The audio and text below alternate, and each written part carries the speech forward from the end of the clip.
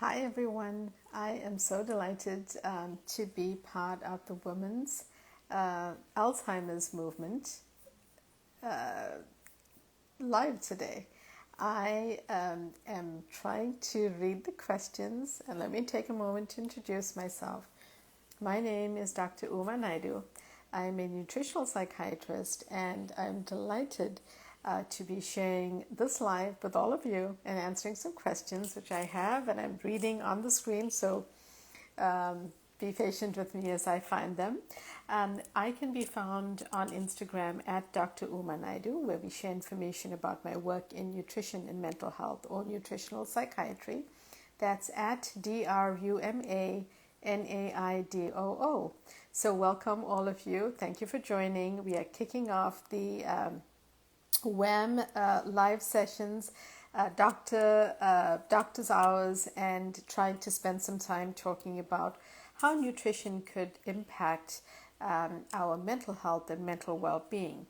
This is such an important month regarding Alzheimer's and World Alzheimer's Month, and I think raising awareness about this important disease as a psychiatrist is so important to me because of what I've seen and treated and what we know from our own friends and families and what goes on. So thank you for joining me. Feel free to check out my book, which is called This Is Your Brain on Food, and it breaks down nutritional psychiatry and how I use it to help people. I only say that because a lot of the questions that we have coming in are related to nutrition issues, and I'm excited about that. So let me just start by talking about really what often people ask me about, which is what the gut-brain connection is in our mental health and how this could impact how we think about different conditions such as our memory and cognition. So let me just start off by saying that the gut and the brain, while they are far apart in the body, I should point lower, are definitely connected inextricably from when we are born, because in embryo, as the fetus is developing, there are these cells that form both organs, and they're called neurocrest cells, and they separate out, and you get a gut, and you get a brain, you get a whole body getting formed. But here's the important thing: they originate from the same set of cells. That is one way to think about it. Another way to think about it is that both the gut and the brain are connected through a vagus nerve, the 10th cranial nerve, which runs from the brain stem all the way to the gut. Now, many of you who may have heard me speak before know that I talk about this a lot, but it's really very important and significant as it relates to nutrition, how we eat for our better mental health. Because guess what, guys? It turns out that we are, in fact, what we eat. And while it is quite a cliche, I would just say that it's something we need to be spending more time paying attention to. And the reason for that is we know, we speak to our doctors about how to lower our cholesterol by our diet, how we should eat for family history of diabetes. If we've gained some weight, we talk about different foods we can eat, but no one is associating this with brain health. And I think that where it comes to cognition and memory, it is extremely important.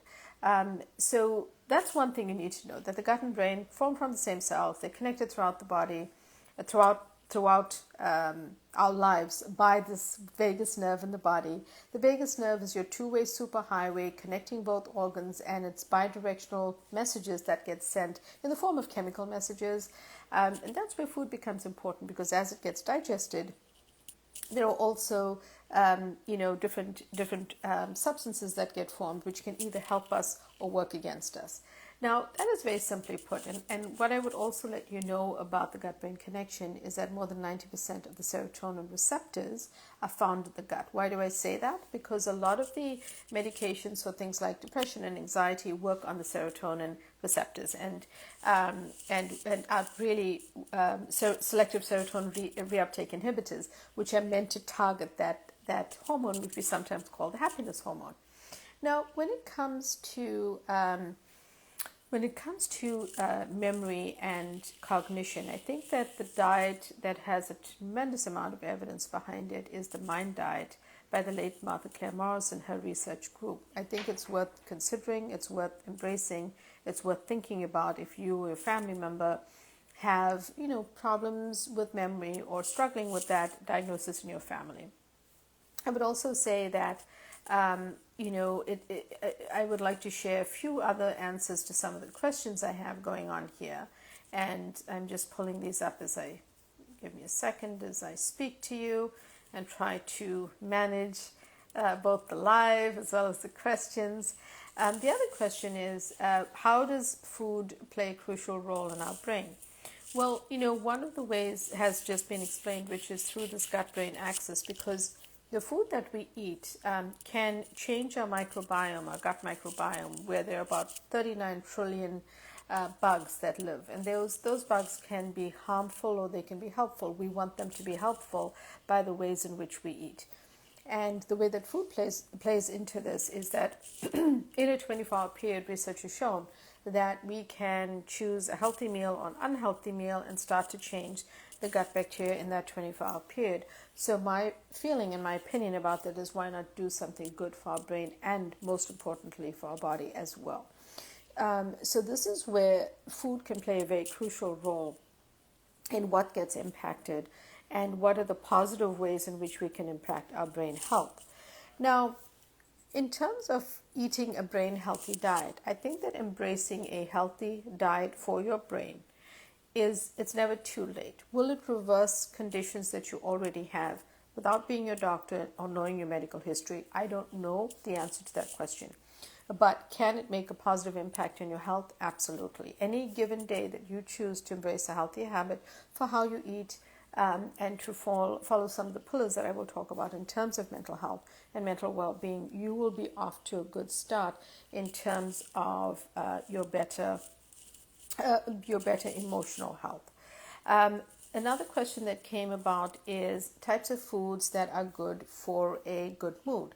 Now, when it comes to depression can be very devastating. And I think that one of the things you need to know about depression and about foods or any other serious mental illness and food is that, say you are struggling with depression or have active suicidal ideation, say you have a manic episode as part of bipolar disorder, or say you're struggling with losing touch with reality on account of a diagnosis such as schizophrenia. I want you to know that while food can be part of the intervention you take, you might need more immediate help right now. And you might need to go to an emergency room. You might need to call someone, a family member, friend, for help to get you there. And you definitely need to see your doctor so that he, she, whoever you see as a clinical psychiatrist or prescriber can help you figure out what you need. It does not exclude food, but food is not the first line when you're in an unstable or unsafe condition. Now, what I would also say is that foods that help mood and help improve your mood include things like omega-3 fatty acids that are found in things like salmon, fatty fish, but there are also plant-based sources of omega-3s that can be found in things like algae, sea vegetables, certain seeds like chia seeds, or even flax seeds. So those are things and there are many more lists in my book. But these are ways that you can still embrace these healthier options and foods. So I hope you'll check out those lists in my book, and I hope you'll continue to ask these really great questions, which I'm loving. Now, what about anxiety? It turns out that anxiety is a condition that I think it's really important for us to know the stuff and the foods that worsen anxiety. So I would say that first and foremost, if you are struggling with anxiety and you're wondering how can I change what I'm doing and how I'm feeling in terms of how I'm doing in terms of my anxiety, I would start off by saying that there are certain foods you should avoid. And those foods start off with the added sugars in foods because they tend to drive and worsen anxiety. So studies have actually shown that, and what you need to know is that it is important to try to avoid the added sugars. I am not in this instance talking about sugars from fruit. I think when it comes to fruit, it's how often you eat it, the break, during the day, eating small portions of fruit. And if you're struggling with weight or you have issues with diabetes, you have to be talking to your doctor because your doctor might want you to have lower glycemic fruit, which I support, such as berries. Things like blueberries are great options for a touch of sweetness. But, I think that in terms of added sugars, these are the sugars that really cause the problems for things like anxiety. Anxiety can also be driven by, it turns out there is a significant amount of research being done on the effect of gluten worsening anxiety. It's often the source of the gluten that you might be eating. And if you are suffering with anxiety, I would suggest working with your doctor to maybe cut back slowly on the gluten that you're eating and see if you have an improvement in your symptoms. That could be helpful. Another big one is artificial sweeteners. So be wary if you're trying to, say, get away from sugar, and from a sugar-sweetened beverage, you're moving towards a diet soda of some kind, which might have an artificial sweetener, which can worsen anxiety. And the fourth one in relation to anxiety is processed vegetable oils. And here, I think that one has to just be careful of processed foods, ultra-processed foods, certain restaurants as well as fast foods, because of the oils that they use, which could worsen our anxiety. So just some tips there. There are many, many more in my book. And since I only have a short time with you, I'm trying to get to all of the questions. So, I think that in terms of how I think about recipes that call for sugar, I try to, in instances, firstly, I would consider those things that I were making, not something that I would be eating every day. So I'm thinking if it's Thanksgiving or it's maybe a birthday in the family, I might make something that has fruit, which uses the sweetness of the fruit in that dish. There's a recipe that I have for a chocolate avocado mousse. And this is actually made with the healthy fat from avocado. It's made with super dark natural cacao or cocoa powder, but it's the natural form. It's organic. It's really almost a raw form of the cacao, and it has a super healthy boost of flavonols and antioxidants for your brain. And I use the sweetness from a super ripe banana to both soften and add sweetness to that. And I kid you not, when you taste this once it's whipped up and blended like a mousse, you would have difficulty identifying the different ingredients, and you would not need to add anything else to sweeten it. So that's using the natural sweetness and the chocolatey antioxidant boost to create that. So that's one idea. But another idea is, trying to move away from the tub of ice cream to switching out healthy swaps in your family meals. A really cool idea is a fresh fruit salad.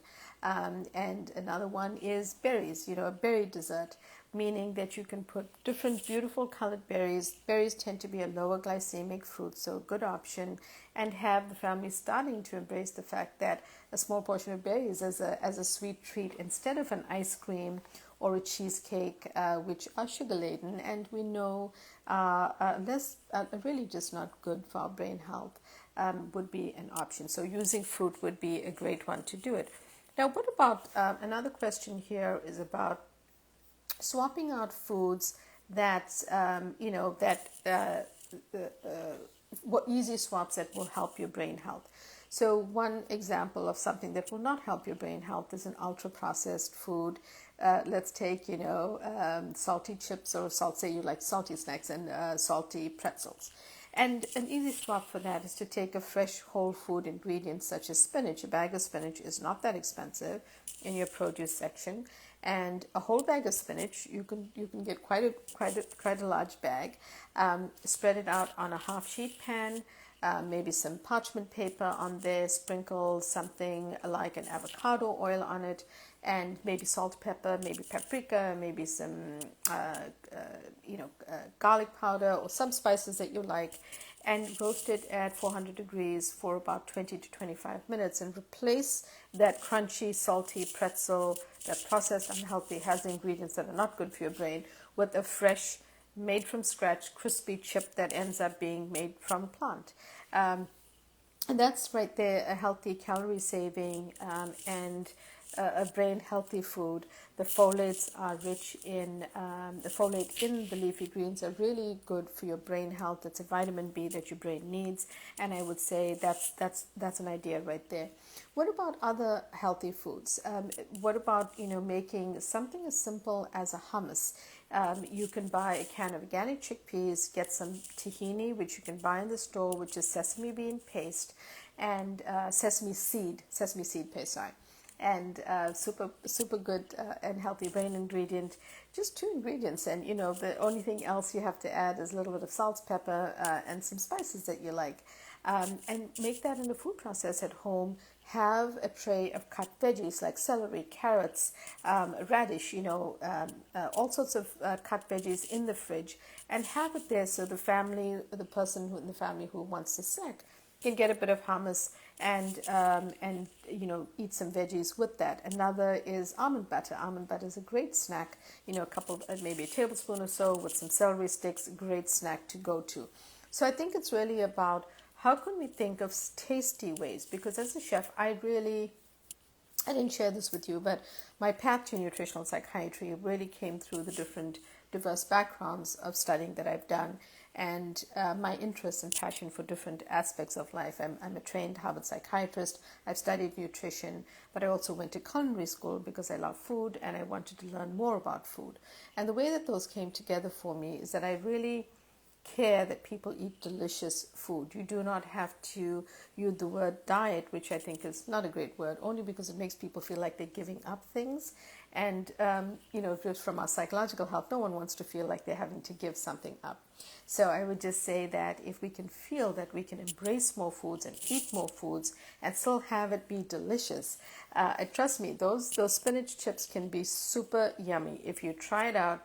And it's crispy, and you just have to eat them hot, or I should say you have to eat them when they come out of the oven, because when they start to wilt, they lose that crunch, and you wouldn't want that.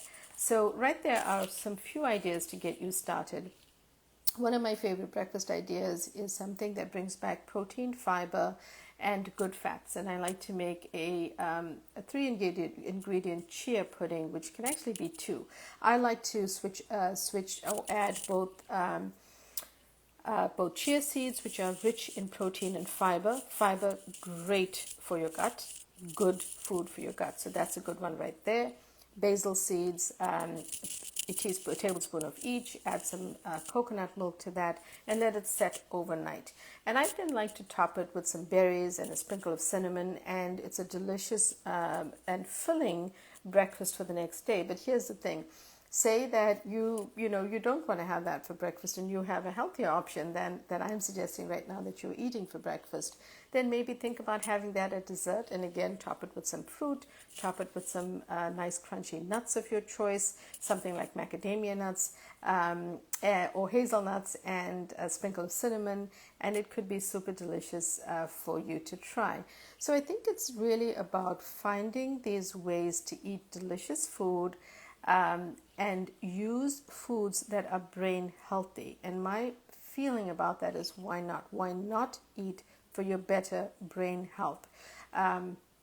We spend a lot of time talking about what we should eat for diabetes, like I said earlier, or family history of a certain condition. But no one is wondering why we're not eating for our brain health.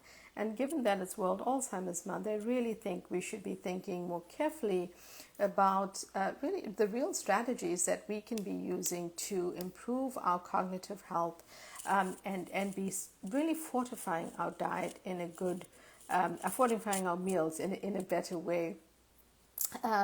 Another thing to think about is that a certain study looked at the use of olive oil when cooking and found that it was very protective in cognition when used in a preparation which was called sofrito. And sofrito in different cultures has different combinations. It's usually can be onion, tomato, garlic, and several different spices and other combinations. But the actual process and technique made more antioxidants available, and I think that's helpful to know in terms of dietary measures that you can take. So I'm looking now at even more questions. So I'm excited you guys are excited and asking so many different things, and I appreciate that. I appreciate all of you being on with me tonight to kick off the WHAM Doctor's Hours and this Instagram Live with all of you. I'm happy to answer more questions.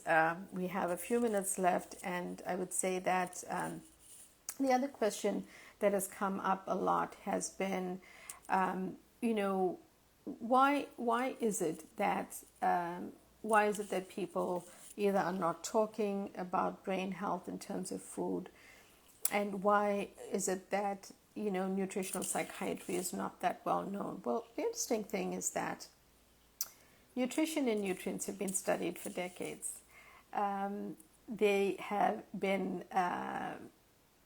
studied for so long, and we've studied them usually as individual nutrients, individual ingredients. So I mentioned that, for example, folate is found in leafy greens, and it's a great source of leafy greens, which are good for your brain.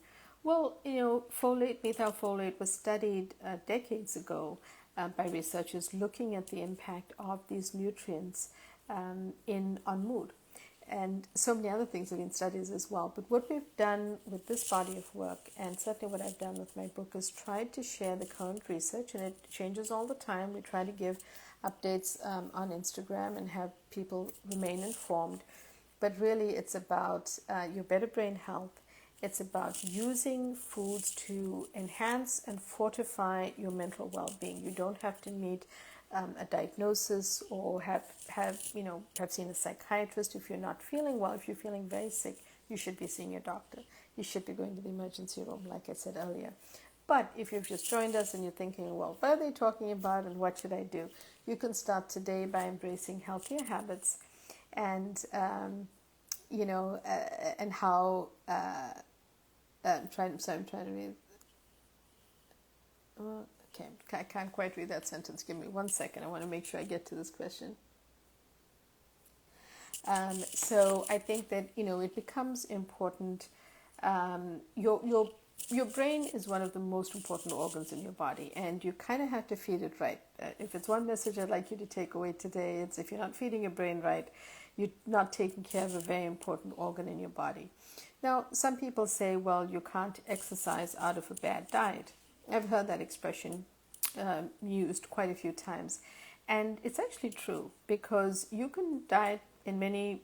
You can exercise in many different ways and many healthy ways, but if you're not also in conjunction working on some healthy habit change in terms of what you're eating, you would have to be quite. Let me put it this way: you're kind of taking care of only one aspect, and you have to be doing both to embrace true brain health, and actually your physical health will follow too. And I think I'll take a last question here, and this one is about it's about symptoms. It's about how to include how to make healthy swaps, but also how to change a family's diet if most people in the family are not eating healthy foods. And I think that's a great question, because some of us live alone, and some of us who, let me also just try to get in the last question here. Whoever our family is made up of, it might be just yourself, it might be multiple people. Many people have different diets. And I think it's about trying to find ways to switch out. You cannot go from fast food tonight to healthy salad and steamed vegetables tomorrow. I'm not saying that's the most delicious option either. But I am saying you have to help people in your family embrace some healthy habit changes. So moving from the fast food paradigm to other ways that you can include healthy foods. Here's an easy one. You don't actually have to buy the broccoli, grow the broccoli, steam the broccoli. You can actually buy frozen broccoli, because it turns out that frozen fruit and vegetables in the United States are flash frozen, which is actually healthy. And it has tons of nutrients in it. So here's another one. Wild blueberries have twice the number of antioxidants. So if you see an inexpensive bag of wild organic blueberries in your supermarket, try those out, because that's a great thing to keep in your freezer. In a similar way, like I said, you don't have to grow the broccoli. You can actually buy frozen broccoli that's all chopped up for you and steam it in your microwave. If you use a microwave, you can also steam it on the stovetop. But steaming your vegetable really shouldn't cause any unhealthy substances in that vegetable. It's usually other things that are microwave that we want to be more careful about. And squeeze of lemon, which I learned in culinary school, a zest of lemon, salt and pepper, and it's a great side dish to add to your family's meal. So if you're moving from fast foods, try to start off with slow and steady changes that you can build in, swapping out the ice cream and starting with, say, some fresh pieces of fruit, starting off with berries, for example. And if you're trying to say, well, my family doesn't eat enough vegetables, and we know that we get fiber from fruit, vegetables, beans, seeds, lentils, nuts, healthy whole grains. We don't get it from animal and seafood proteins. So helping your family embrace some healthy habits by building in a salad, building a side dish of vegetables, building in, like I mentioned, something like chopped veggies with hummus, or celery sticks with almond butter are great for your brain and great for your body. Someone asked about, so in terms of supplements, I would say that those are best discussed with your doctor, and I'll tell you why. Without knowing your own health history, it's difficult for me to comment. I think that there are certain foods and certain spices that I talk about in my book, such as saffron. Saffron actually hits the high notes with symptoms of depression, and it also helps in several other conditions you will see as you read through the book. But saffron is an expensive spice, and you use very little of it when you cook, say a risotto or a Indian biryani or a paella. So that's an idea of when someone who may want to embrace eating something for depression may speak to their doctor about a supplement in that way for saffron. But generally, I really try my best to recommend whole healthy foods for you to try, and to try as many foods, because when I find that the people who speak to me about nutritional psychiatry know the number of things they can eat, they feel much happier and much more easier to embrace healthy eating habits. It's when people feel they have to give up this and give up that, and they can't eat this and they can't eat that they feel very restricted and unhappy, actually, just by feeling that they cannot get the things that they want. So really it's about switching in those healthy habits when you can.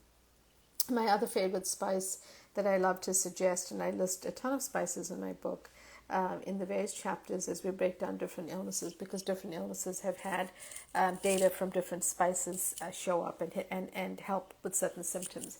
But my other favorite that actually is a very good spice to include, whether you cook with it or whether you want to add it to a soup or smoothie or even a tea, is turmeric with a pinch of black pepper, because the black pepper actually activates the piperine, and black pepper activates the curcumin in turmeric. All that goes to say is, if you're using turmeric, add a pinch of black pepper. It makes it more bioactive. It makes it more available to your body and your brain. Turmeric has had some very positive success in thinking and cognition. So I would say that if it's something you want to do right now today, and since this is the Wham Instagram Live and I'm here talking with you, maybe start to embrace a spice that you may or may not cook with, called turmeric. Add a pinch of black pepper. You can get it in most supermarket aisles these days. I'm talking about the dried spice. If you can, there might even be an organic version. You can get that too.